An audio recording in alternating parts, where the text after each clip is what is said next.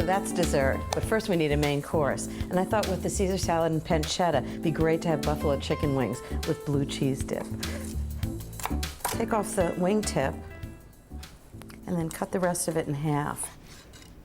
So the wing tip is really not used. I reserve it for chicken stock. And then these two pieces, I'm gonna make buffalo chicken wings out of. So onto my sheet pan.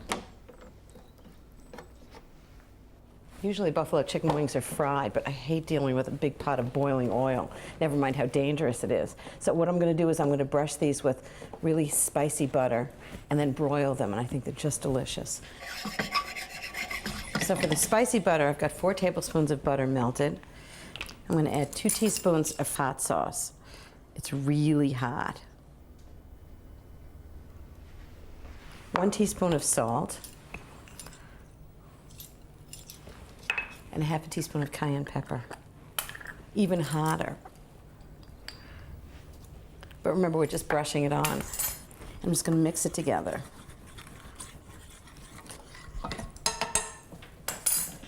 And brush on the chicken wings. So I'm serving really spicy chicken wings with a really cool blue cheese dressing as a dip. And it's always traditionally served with celery, which is sort of cool and crunchy. It's such a great combination. So I'm gonna broil these for 8 minutes, then I'm gonna turn them, brush them with more spicy butter, and broil them for another 4, and they'll be delicious. Great. And while that's happening, I'm gonna make the blue cheese dip. So I need 3/4 of a cup of gorgonzola, crumbled, right into the food processor.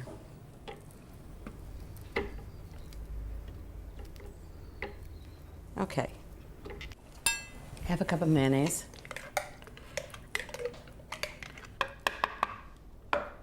1/2 cup of sour cream. Just a splash of milk to thin it a little bit. Some Worcestershire sauce.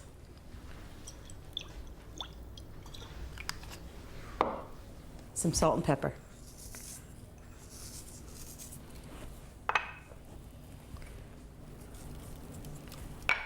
And just puree it up.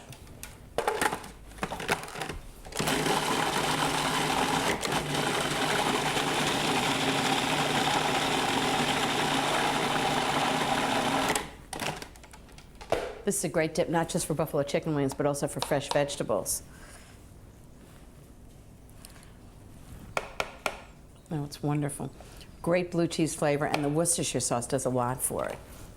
And I think the buffalo chicken wings are ready.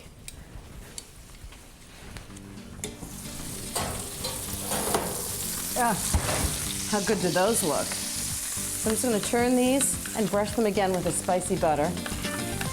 And 4 more minutes in the oven, they'll be done.